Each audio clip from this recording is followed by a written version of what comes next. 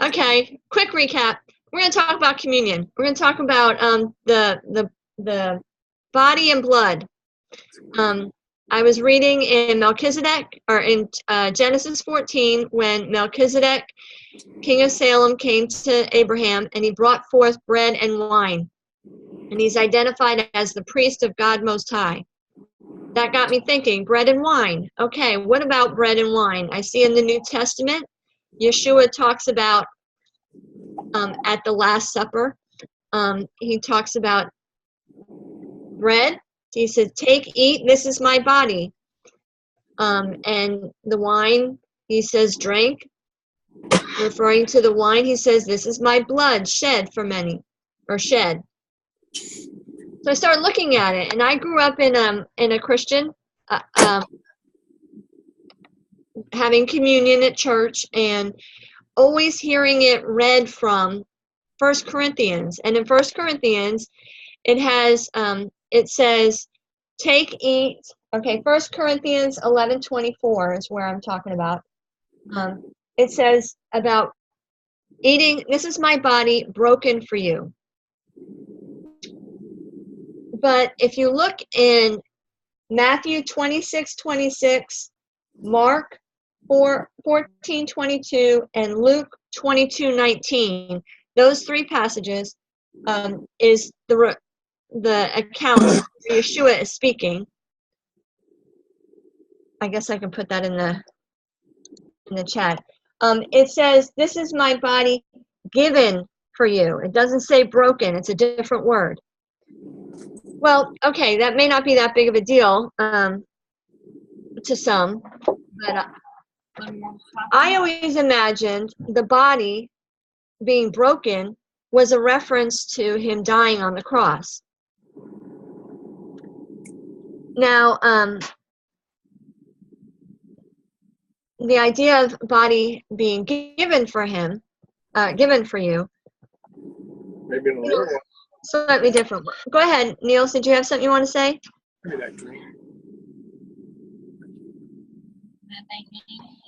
Oh. Okay.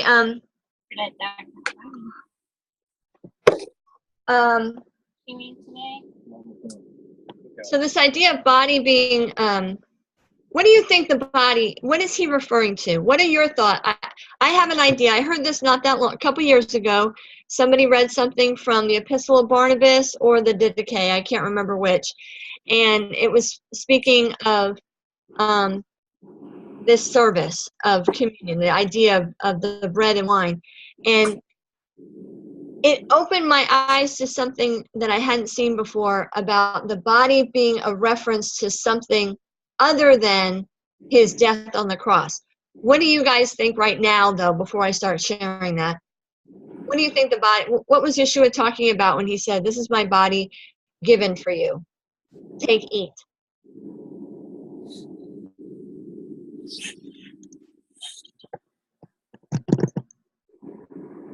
It wasn't cannibalism. I know that. I have no idea, Carrie.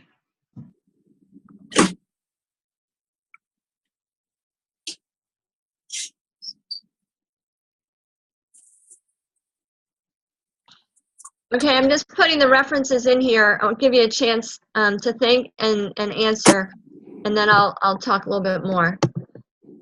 I have one thought on it, but I don't know if this is what he's talking about when he says this is my body given for you. But it's interesting that he uses bread as a symbol for his body, and he also compares that earlier to the manna that came down from heaven. And from a Hebrew perspective, your stomach is your life. So if you have a full stomach, a full belly, you have life.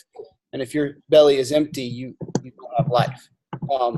And, you know, that's like a very ancient like picture of you see someone who's starving to death, you know, and you just, it looks like death. Someone who is full and fat and healthy and everything like that, and they look like they have life. They're doing well. So from that perspective, Yeshua also compares, this thing about doing the will of his Father and the words or the teachings of Yahweh as being his food, and then, of course, he says at one point, he says, man should not live by bread alone, but by every word that proceedeth out of the mouth of God. So there's, I think, this idea that, yes, Yeshua died on the cross, but he also gave his life, really in the hardest way, I probably think, in service. And maybe that ties back to being the high priest, being a priest. Being a minister of God's words, being a teacher, a different way of saying it, because you're living that example, and you're also kind of, giving your life up to a certain extent, not doing the things that you want to do, but the things that make, everyone else a better person and the world a better place, and so I don't know. I think that when he's, when his body was given, to them in a way, I think that part of that was his life also. It was his dedicated life to doing Yahweh's will. Thank you, Logan.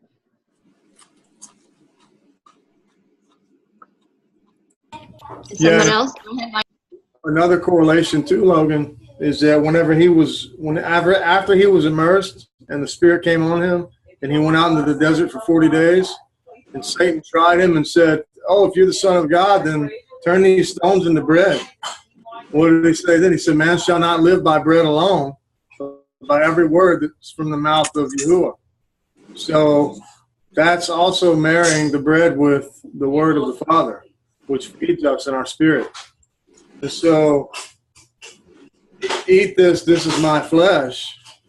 And then after the meal, he says to drink this. Let me read what it says in here. This in Luke chapter 22, verse 19. He, having given thanks, receiving, he broke the bread and gave to them, saying, "This is my body, being made given in behalf of you. This you must do in remembrance of me." And in like manner the cup after they dined, saying, "This cup is the new of a different kind covenant in my blood, that is made poured in your behalf." So this is my body being made given in behalf of you. So I think it was a symbol that he's given them the bread. Now, the bread being referenced to his body given for you, is more than just I'm going to die on the cross for you. It's a reflection of his entire life, which was so the bread, right? So say I'm the guy with the farm and I got the wheat growing and I make the bread, and then I don't eat the bread. I give it away to somebody else, right? So he gave it away. He gave it for them, and so his life, his entire life, was surrendered to the Father, his will, the Father's will over his own. Every time we heard him, he said, "Your will, but this cup passed from me, Father, but not my will, but your will be done." So it's and there's probably a lot more details in that than I'll ever understand.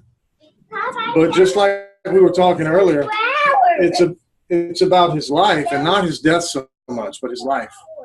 Because we don't learn from his death. We don't learn anything from anyone's death. We learn from their lives. And we reflect on their lives and how they, because let's face it, the decisions we make while we're alive are the only thing that matters once we die.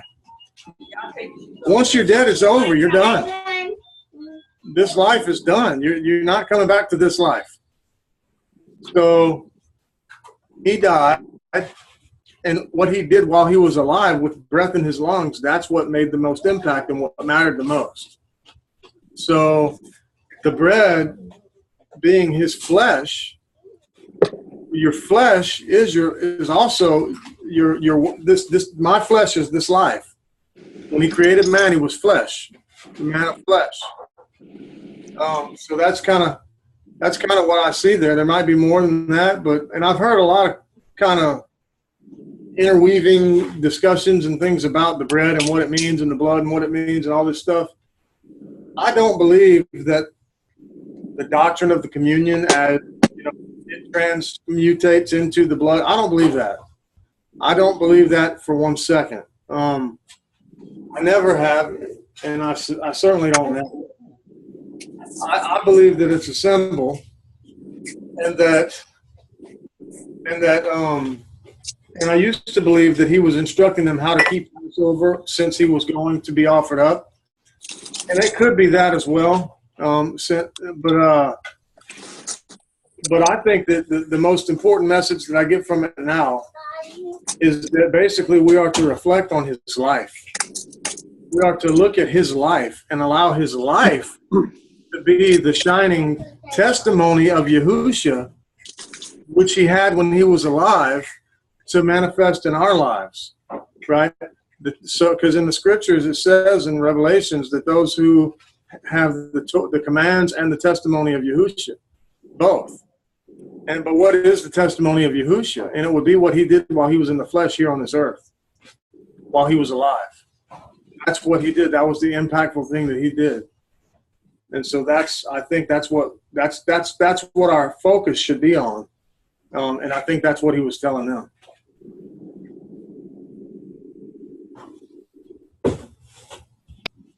Thank you, Michael. Anybody else have a comment? Sorry it took so long to get that.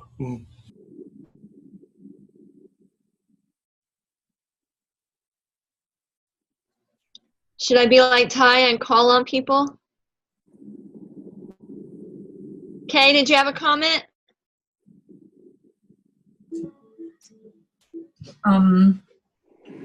Yes, I was asking earlier if in the comments if that statement by Yahusha has any connection with John 6, and because John 6, it's all about the manna, the body, eating of the flesh and drinking of Yahusha's blood, which is big in other religions.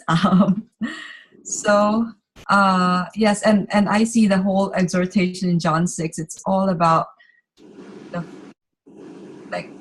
equation: bread equals body equals flesh, and then wine equals blood equals life. And so we see this connection between the flesh and the life.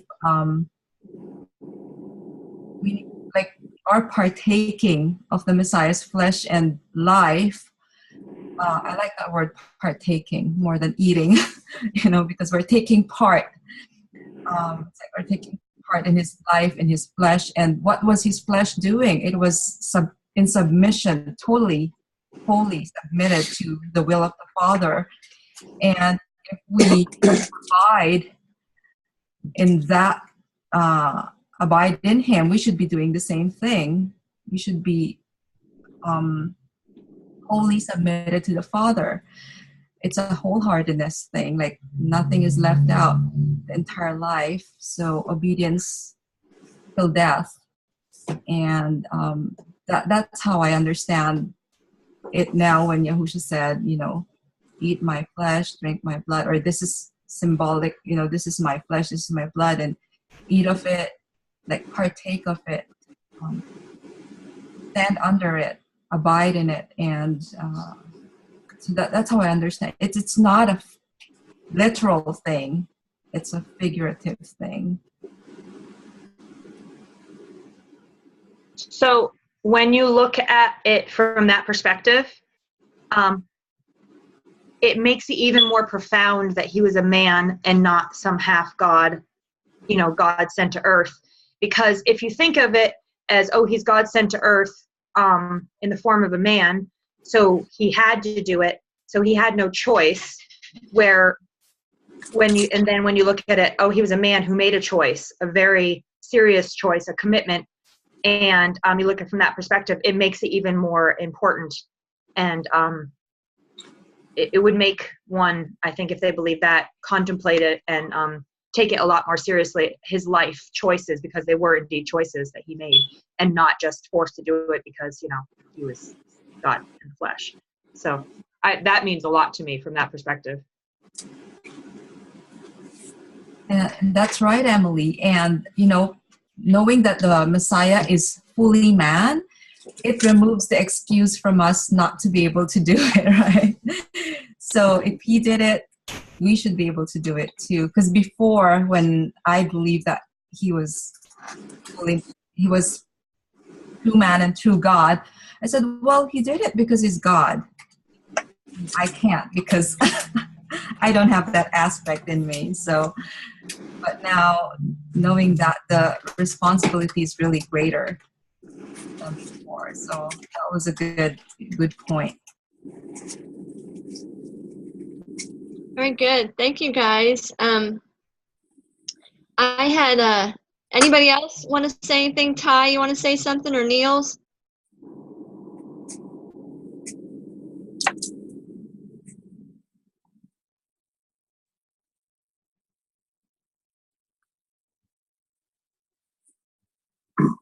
Okay. Ty? I'm here. I'm here and listening. I'm here and I am listening. So I don't have anything to add right now. Okay. Okay, so this idea of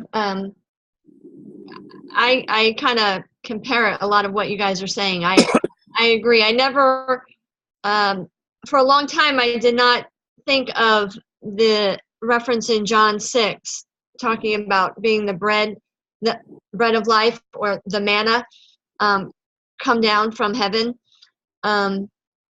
as being applicable to when Yeshua said, "Take, eat, this is my body given for you." You know, I wasn't thinking about the living manna type reference, but I see that now, and a lot of what you guys are saying sounds very good. And I know that I don't know where you all are at, and maybe you don't want to share that right now, but when it comes to actually taking communion, I grew up in a church where that was a regular occurrence, depending on what denomination I had been going to at the time, because I was raised in Protestantism. Sometimes it was a monthly thing. Usually it was a monthly occurrence for our family, that we would go through the ceremony at church, and they would have they would pass the plates, and there would be one plate that had all these little tiny cups with grape juice in it, and then they would pass another plate that had leavened bread sometimes, and then other times it was all crackers, you know, but and they would pass that around, and everybody would take one of each, and everybody would wait until everybody got, you know, their part, and then the minister would from First Corinthians, and we would go through the ceremony of eating the cracker and drinking the juice. And in my adult life, my dad had converted to Catholicism, and when he had done that, I started looking more into the catechism of the Catholic faith, of the Catholic Church, and looking at communion and what they were doing, and considering the whole transubstantiation idea. And we talked a lot about that. Ty and I had talked a lot about that. It freaked my sister out, which I can understand why it would. And then when we started keeping, and then years went by, and when we started recognizing the Sabbath day,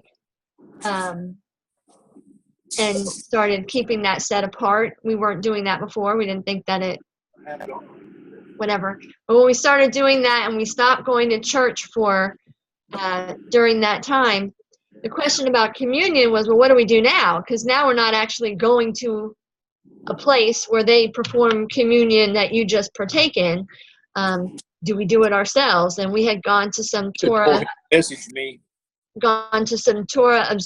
observant groups, and they would do what was called a kiddush. Is that right? Does anybody know what I'm talking about? They would have bread and wine, only I think they did it with, what is it? What's their bread called? The loaves. Matzah? No. Challah bread. Challah bread. Yeah.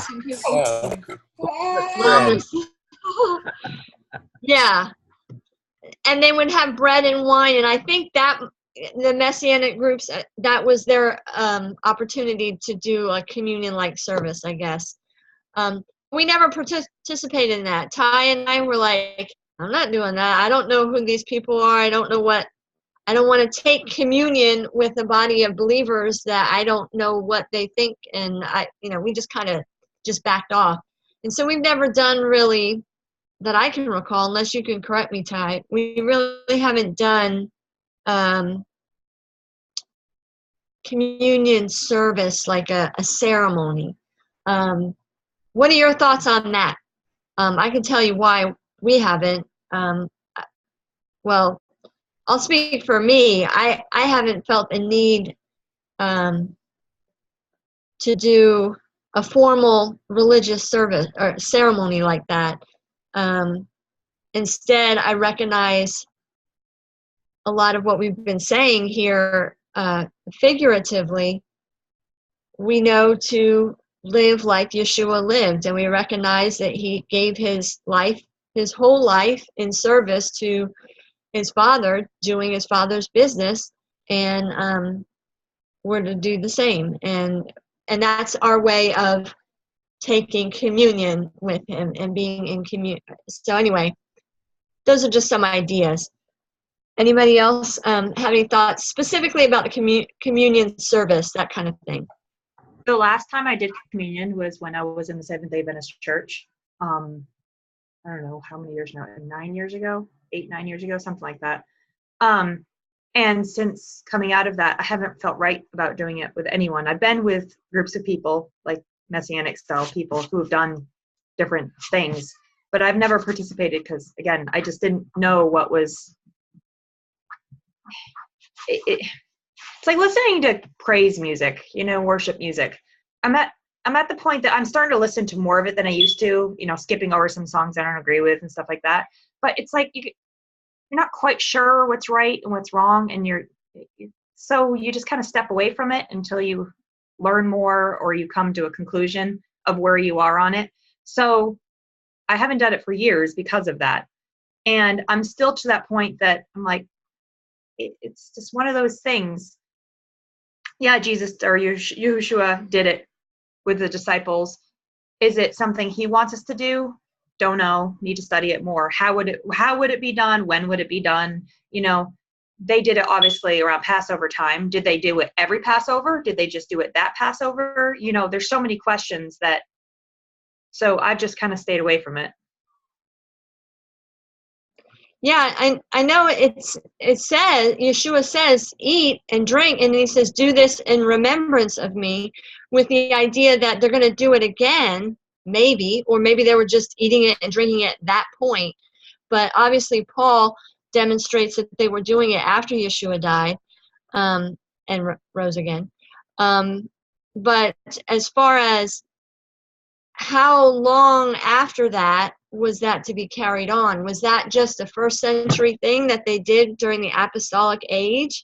And then when all of that, when Jerusalem happened and everyone was scattered, there was no, this idea of, oh yeah, we have a continual line from the apostle Paul all the way forward. It's like, I really wonder about that, especially with all the factions, the different directions. So this idea of that ceremony going forward, I don't know. And these ideas of this transubstantiation and how the body mysteriously becoming, or the bread mysteriously becoming the physical body, and the wine, the same thing. For me, I am like very much step away from that mystical kind of stuff. I don't like, that doesn't sit well with my spirit. I just don't feel comfortable. And this fascination with blood that I see in a lot of religious circles makes me all the more not want to break bread and drink from the same cup as someone else that is absorbed in that kind of a fascination of blood when it has to do with death. And it's like, that's not the God I serve. And that's, again, that's my opinion and where my heart is at this point. And yeah. Can I respond? Okay, sorry. Go ahead. I agree with the fascination of blood. I think that's a very true point. I think if we look at everything that he created, we could take that to an extreme with everything, right? With pornography, with everything. And in addition to this blood, I think the enemy wants to corrupt everything that, anyway, so I grew up the same way in an Episcopalian church where we did it every day, actually. Oh, every week. Sorry for the background noise. Okay. Where are you going? Oh, okay. And the other day we went to the Joshua Aaron concert down here, which was really wonderful. And we've all been a part of, I think, churches where you did praise and worship music. And just Logan and I had the conversation that Emily just brought up of praise and worship. Like, what really is that and what defines that? And it was interesting because Logan went outside because he, for his own purposes during the praise time. And a man said, "Oh, come on, man. It's worship. It draws you closer to God." Am I? Yeah. Well, he asked me what I was doing sitting outside. I was sitting outside listening to the thunderstorm while they were doing the worship. And he was like, "What are you doing out here? You can't hear the music from out here." And I was like, "Well, I like." He was like, "I was like, I like the quiet or whatever." And he goes, "Well, you get closer to God in there." And I was like, "Do you?" Yeah. So that's an example of, and I, also when I listen to the words of a lot of, Christmas stuff in the Christian circle, I too sometimes just have to turn it off. But there's something, maybe it's holding on to tradition. We talk about tradition and how tight that is. Because I was a part of a church that did it, for me, it feels like an intimate time with people to take communion and do that. Does it hurt to do it? Does it hurt anybody to do it? I don't know. Just like, does worship music hurt? Well, there are some churches that banned it, right? Some sects of religions that ban it for their own reasons.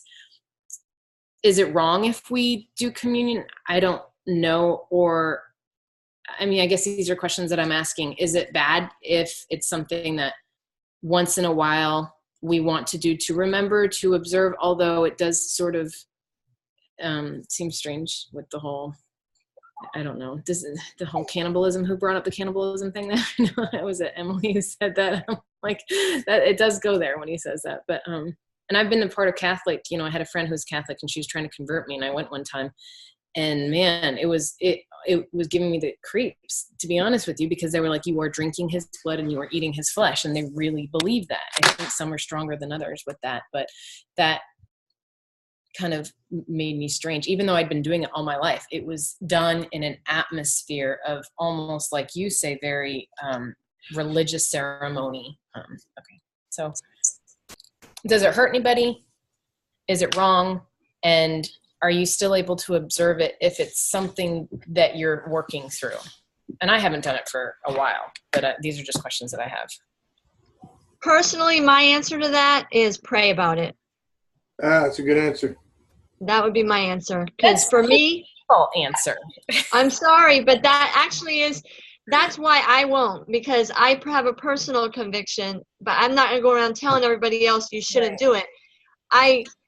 The reason why I won't participate, and even praying, I have a hard time praying in certain circles with other people because I don't know who they're praying to. And if we're agreeing on something, that's fine, but who are we going to get, that we're praying?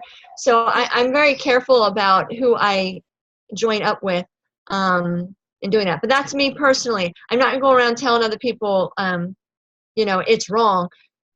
For me, that's where I'm at. And probably always be sensitive to what the Spirit tells you, because it will convict you and of some things, of many things actually. So always be open and sensitive to the Spirit's convictions. Like because many times like we see something and then we know that like something is wrong, like something is off. So listen to that, like be very sensitive, and then and pray about it. Yeah, and with that, I will say, I mean, that's very good, Kay. Be sensitive, because I can, like what I just said now, I feel an aversion to doing that, but I'm not going to say across the board, I refuse to ever be in a room where praise and worship and, where I will praise too. I'm not going to say that, because I don't know if I feel like, the Father is saying that this is okay. It's a, as you go, a daily thing. It's not just a flat across the board decree. I haven't felt that way, at least about this subject. So yeah, stay sensitive. Good advice. Yes, and also like for me, also my very first, because I used to be Catholic, and very first conviction came to me when I opened the book, his book, the Bible, because as Catholic we never opened the Bible. So just reading what God says in his word, that is, that was my first taste of conviction. So the Spirit will lead us to his truth. So we have to listen to his voice every day, so we will know, because that will renew our minds. His word will renew our minds. And then when we go out there, our mind will be so set apart that we will right away know, as we grow in our faith, like we will right away know what is pleasing and what is not pleasing, what is abomination and what is not. It gets easier over time. But the thing is, his mercy covers our unintentional mistakes. So that is great. He's awesome. So I have a thought about something Carrie said with the blood thing and the obsession of blood with some of these cultures. And I have a kind of I think that there's another side to that too, especially with our culture today, with the Western culture. And that is this, like, well, for one, it seemed like blood was such a huge part of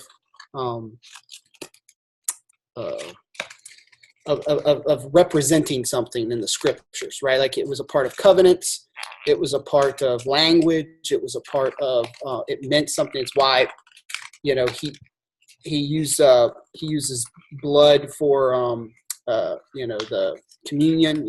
He calls it blood. He says earlier, if you do not eat my flesh and drink my blood, you'll have no part with me. And obviously I'm not espousing that he's advocating physically, literally doing this.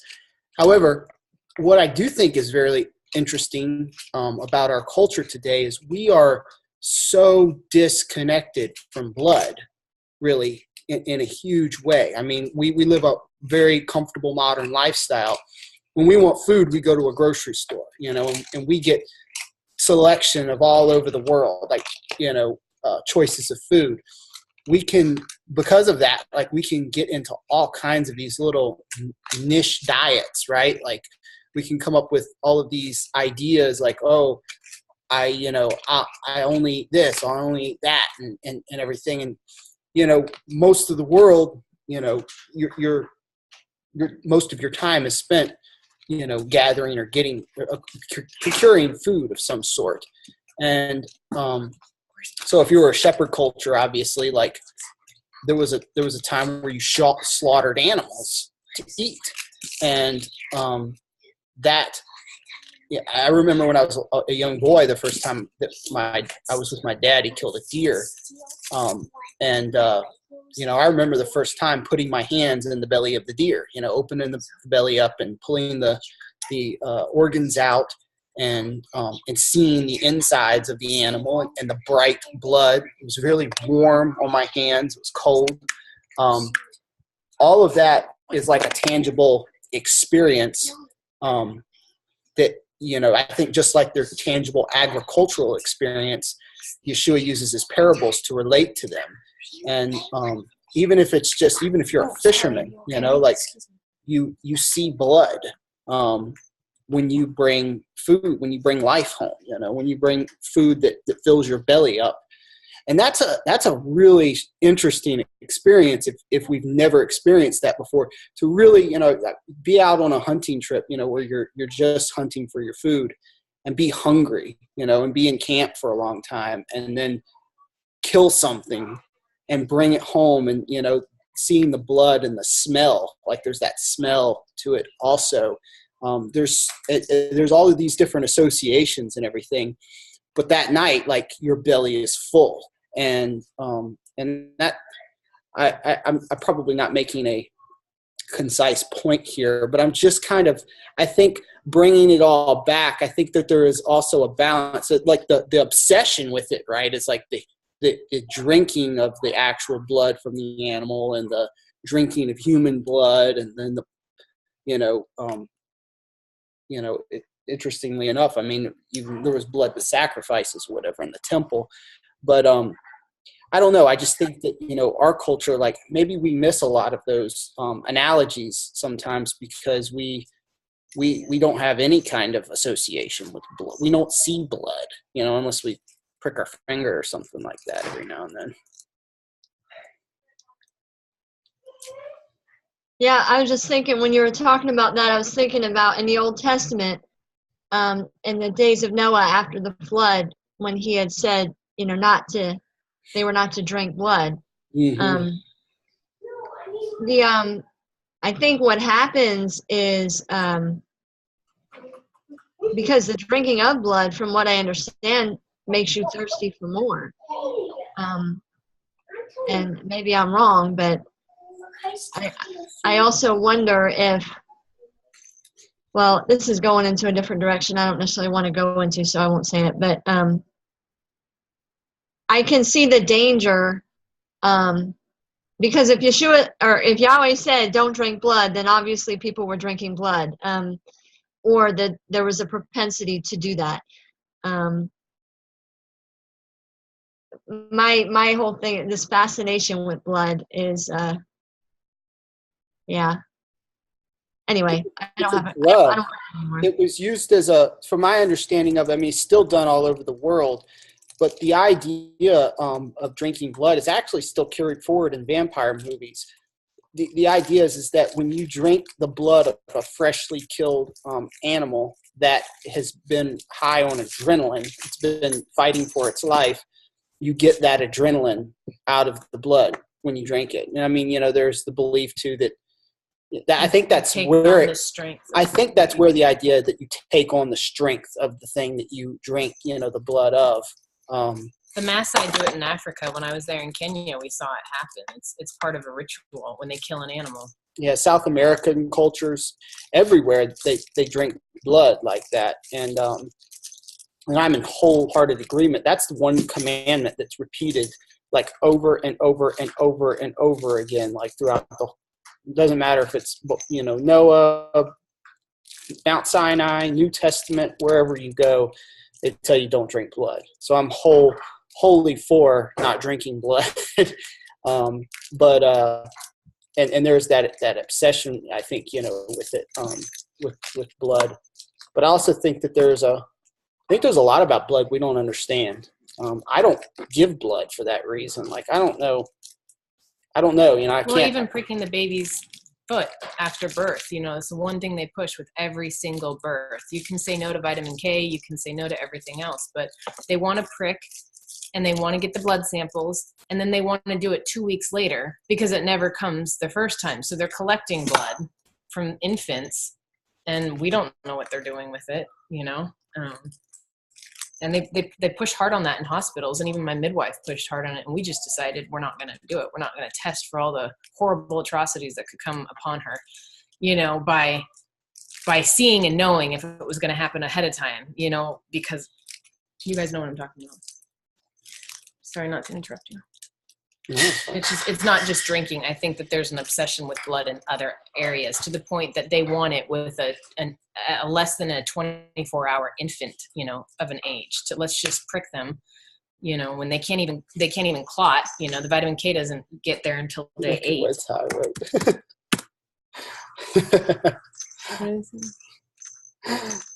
You know, along those lines, the other thing, like they collect the umbilical cords. So I'm not.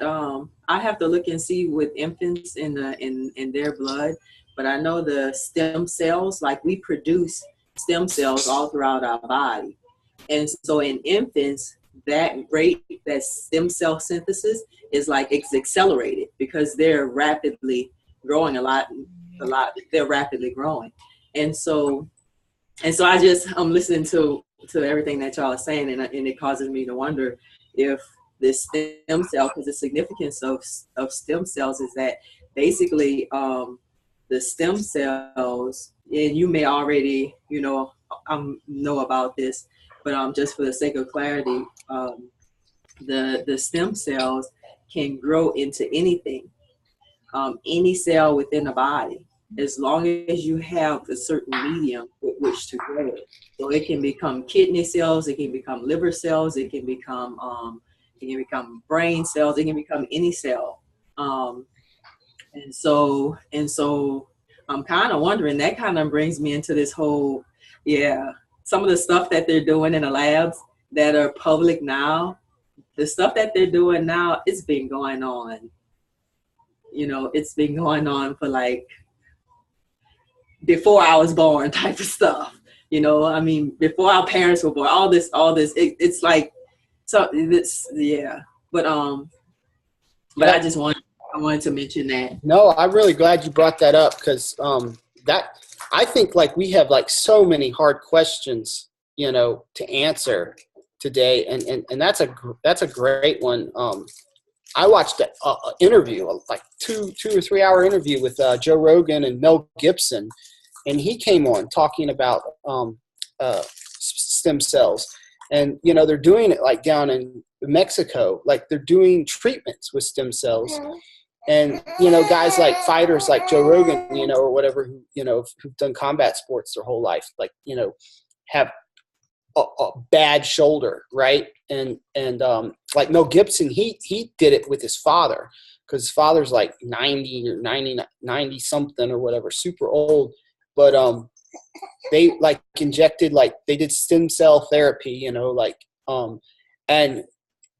Mel Gibson's a big proponent of it, because he's like, it's amazing, like what it did for my dad. Like he's like he's still old and everything like that, but it like regenerated like a lot of like his I don't remember what parts it was, like his hip and different places. Like he was looking at it basically on like dying from all of this.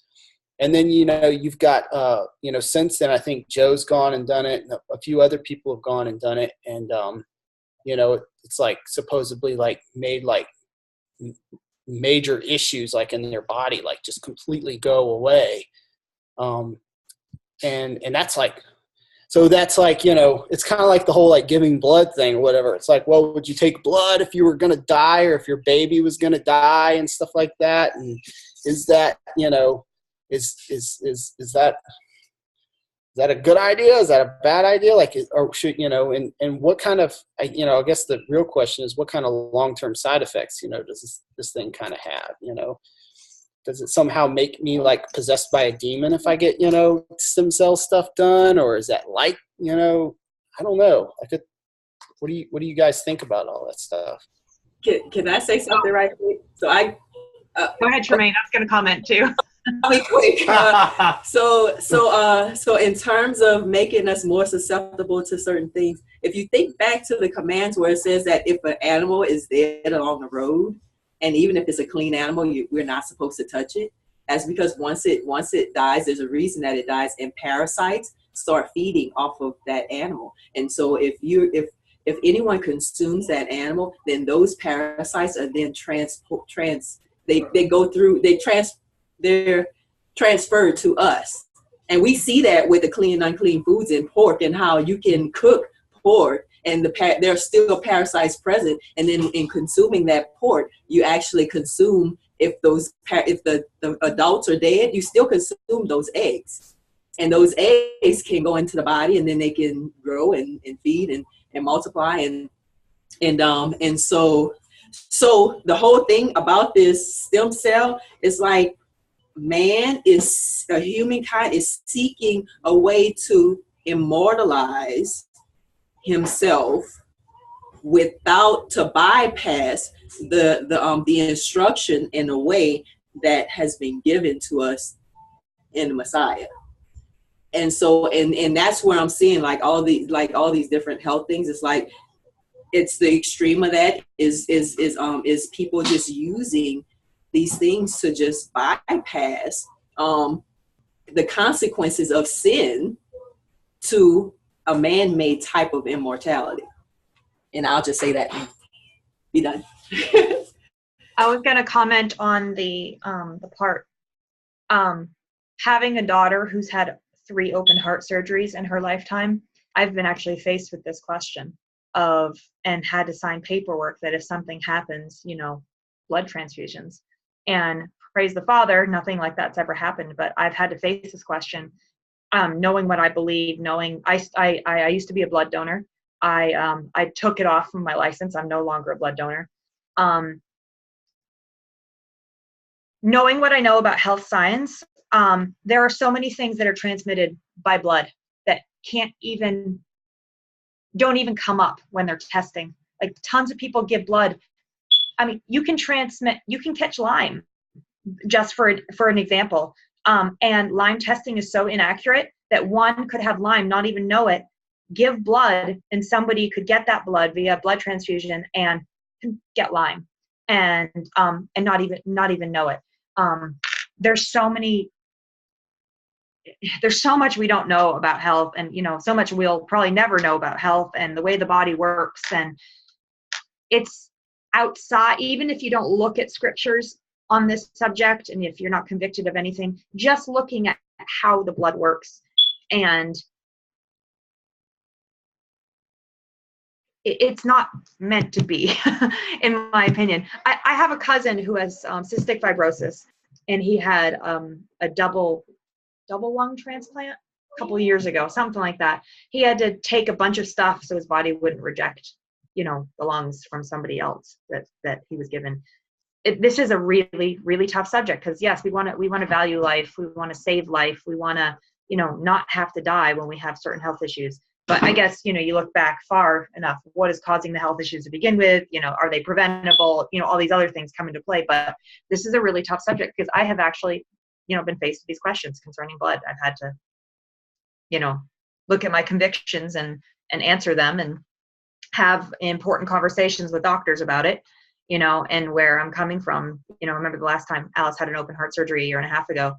We sat there with her surgeon, and he is Mormon. So he would have some different beliefs about this kind of stuff too. And I said out loud, I'm like, I can't sign this because I don't agree with it, and I don't believe it. I don't agree with blood transfusions. And I said, I love my daughter, but I can't, because it's against my convictions. And Keith's like, well, I'm okay with it, so I'll sign it. It's one of those things. So when you're faced with these actual questions in real life, they're tough ones. They're really tough ones. Yeah. So just a comment.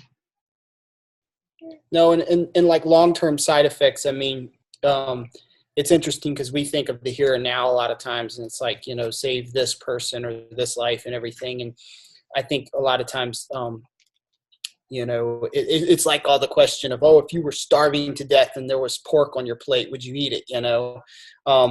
And you have like, these, but you have these long-term side effects, like what I think we're dealing with antibiotics right now, and, so we get, everybody, one would argue, well, it's just because we're abusing them, but, we have these superbugs, being created because of antibiotics today.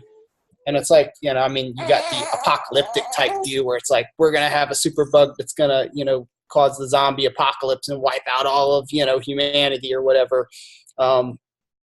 because of these antibiotics, everybody's taking, and I don't know, they do say, we're creating superbugs with that kind of thing. So I wonder, what kind of demons lurk, in the shadows of the stem cell thing too, like, yeah, does it, if I have a bad shoulder, will it regenerate my shoulder in an amazing way and feel great and everything like that? Yeah, maybe, but what does it do to, the genes of my children, that I produce after doing that? Or what does it do for, They're studying that with GMOs, that the second and third generations of people who eat GMOs and then have children, it doesn't affect the first generation as well as high as the second and third. So if a mother eats GMOs and she's pregnant, it's affecting those children's children more than you'll ever see the effects of it in the mother who ate it. And so our generation is growing up with GMOs. It's going to be our grandchildren and our great-grandchildren. And it's clinically shown in rats where the sterility rates exponentially increase in the generations that follow, not the first generation, that's how you destroy a population. You can be very patient doing it. It's awful.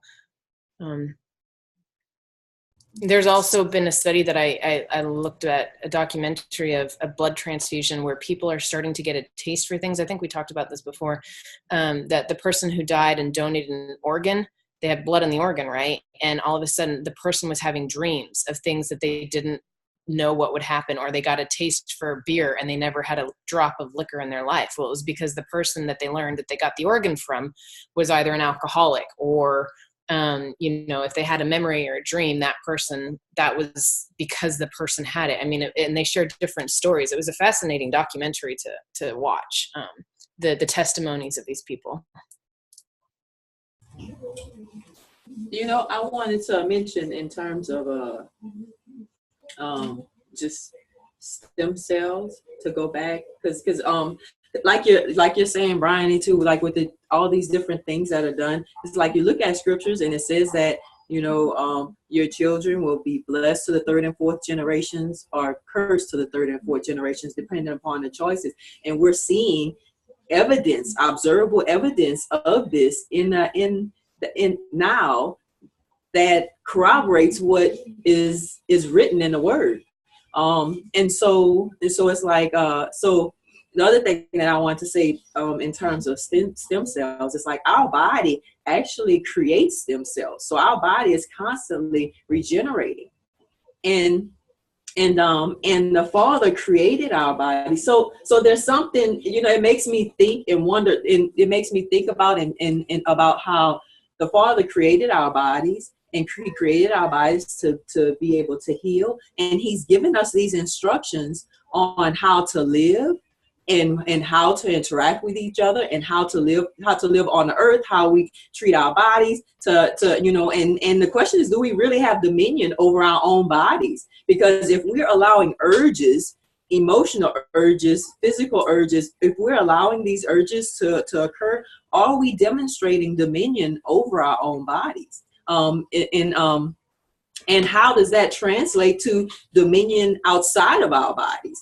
Is it a reflection, of what's, like what we put our hands to, like what comes out of our mouth, like with Yahushua when he says that even if you think that you've committed adultery, you have committed adultery. So anyway, I kind of went off a little bit, but the whole thing about the stem cells is like, so the question that I then have is, it makes me want to go and look back at the anatomy and the physiology and where in our bodies that the Father has created us to make these stem cells. I know, like in a pregnant woman, like one place where the stem cells located is in the umbilical cord, and if I'm remembering correctly, another place is in the spine. Because I used to work for a hospital, and they used to have so many people coming in for spinal taps. What do they do with this spinal fluid that they get from people's spine? And when you go in for a spinal tap, you end up being addicted to it, and you have to go back for more and more and more. And I saw people coming into the pain management clinic, and they were just like, I have to come back. I have to, it was like an addict craving, craving something, some addiction. And so on the flip side of that, what is a part of this fluid that's taken out of our spine? Because when we go, we've been going to the chiropractor, and I'm like, I have a like a anatomy, like a Gray's Anatomy, that talk about the innervations that go from the spine throughout the whole body. And these innervations go through organs that you wouldn't even think that would be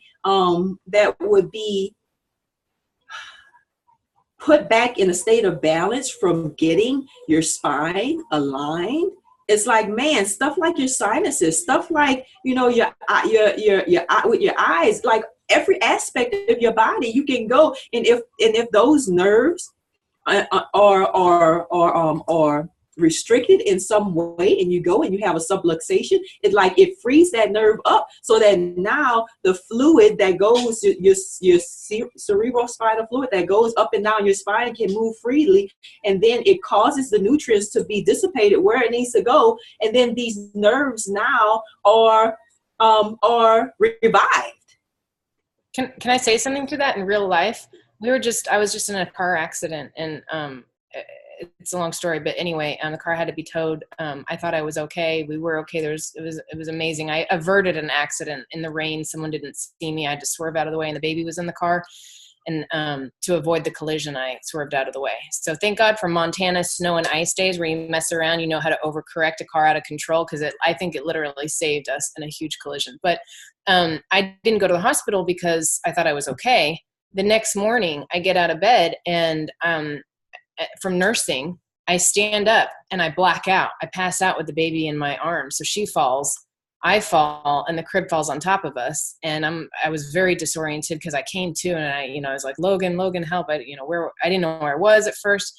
And the reason for that, Tremaine, is because my vasovagal nerve in my neck from the whiplash of the accident stopped the blood normally at the same pace, because I don't pass out very often, but it's been off since the accident. So I've had two, they can't actually adjust it because it's still so inflamed, but that is a small example of how a simple whiplash accident in the curvature has caused me to black out while holding the baby, in a scary situation. Thank God I was on carpet. There is no curvature. It's flat. The end. Anyway, real life in action on that one. Well, good. This has been a very good discussion. Thank you. I kind of want to wrap it up, because it's been about an hour.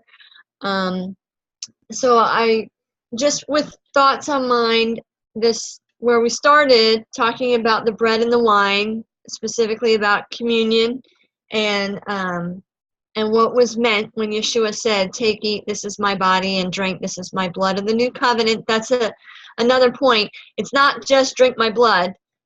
He specifically identifies it as being a blood of the new covenant, or the New Testament, or the new dispensation, or what is it? New, I can't remember. But anyway, this idea of eating the body, or the bread, which he identifies as body, and drinking the blood, drinking the wine, which he identifies as the blood of the new covenant. What are you going to say, Kate? I just had a thought, like because in the beginning of this recording, you mentioned about the Melchizedek and Abraham bringing bread and wine, and the picture that came to mind is like the bread, the wine, the flesh, the life. He was bringing, like offering, because you mentioned again offering and bring, and Abraham brought it to the Melchizedek, and like he was offering his whole self in submission. I don't know, that was just a thought. Actually, was it Abraham that brought it, or was it Melchizedek that brought it? Let me double check. Oh, maybe I'm not sure. Maybe I got it. Well, you may be right. I'm going to double check. Abraham gave a tenth, and Melchizedek brought the bread and wine. Yes. Oh, okay. All right. I got that all mixed up. Sorry. No, that's okay. That's all right. That's just clarifying it. Because I still don't understand that anecdote. Like, why did he bring bread and wine to Abraham? Well, Yeshua offered bread and wine to his disciples. Okay. All right. So you see that correlation. I mean, that's what I was seeing. Okay. So if you Go look ahead, Ty. if you look Go at ahead, it from that perspective, it's nothing new. Right. Right. It's not a new concept, this idea of the bread and wine. We always want to link it to, oh, the sacrificial system. I mean, I did. Oh, yeah, there's bread and wine in the sacrifice. I mean, try to fit the pieces in there and not recognizing, step back. The sacrifices may have taught something in the middle, but ultimately it starts with Melchizedek, and then Yeshua brings it forward. And, how do we make the connections? Yeshua is giving us connections when he explains things like the John reference, talking about, I am the bread of life. Eat my blood. Those who hunger and will thirst no, who eat of me will thirst no more, and that kind of thing. It seems to be just another level of evidence that shows that the Father was trying to bring it back to the original way and not the way that man wanted it. Mm-hmm.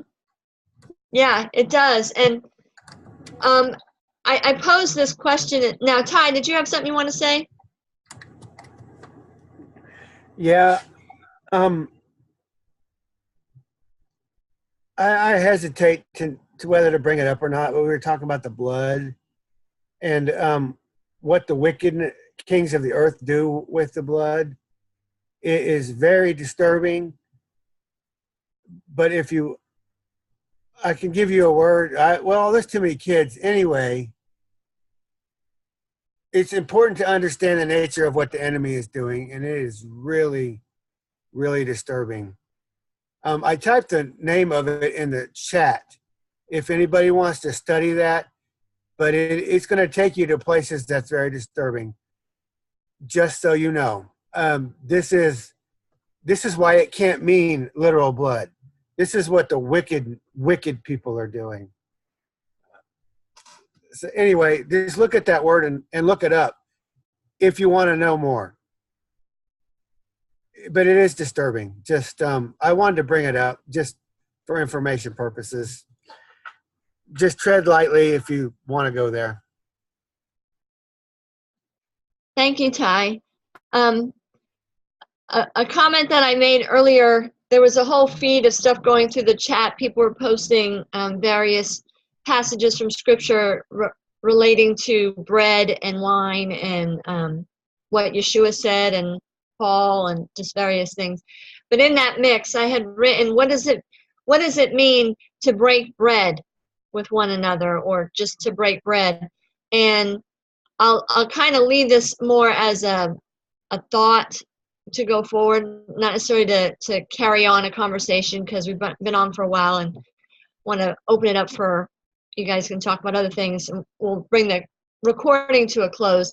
But just that idea of what does it mean to break bread with one another? And this is what I think of when, in lieu of doing communion and having a ceremony of a communion service, I think of it as in breaking bread with one another,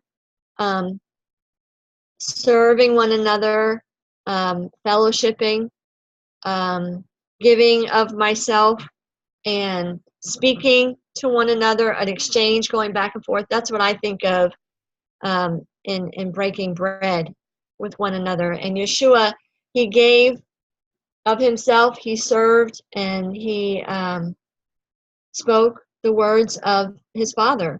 And anyway, so those are just some thoughts that were in my mind. And thank you guys for, I mean, if anybody wants to comment based on that last thing, so they kind of threw in something extra there, you're welcome to before I go ahead, Tremaine.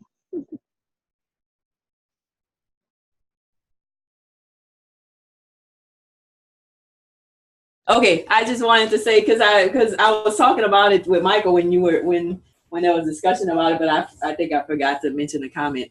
And so the thing that I said to him was, what if the body like when he says, do this in remembrance of me, it was like they came together and they had a fellowship meal, and they were just communing with each other. And what if that's what we're called to do as the body, commune with each other, you know, what if to do this and remembrance of me is not just about the bread, it's about the whole thing. Hey, hang out with each other and talk about this stuff, y'all. And remember me. So yeah, okay. that was all I wanted to say. Hey, we're doing it right now. Let me get some bread. Yeah, well, it was with bread and wine. It wasn't just because he did say to do that in remembrance of him too. To drink some wine. But come on, Michael, pass the wine. Yeah. It's a little early, but I'm down. Any other comments quickly before we end this recording? Well, again, thank you guys. I appreciate the discussion, and yeah, thanks. Hey guys, Mama's gonna make you some peanut butter and jelly.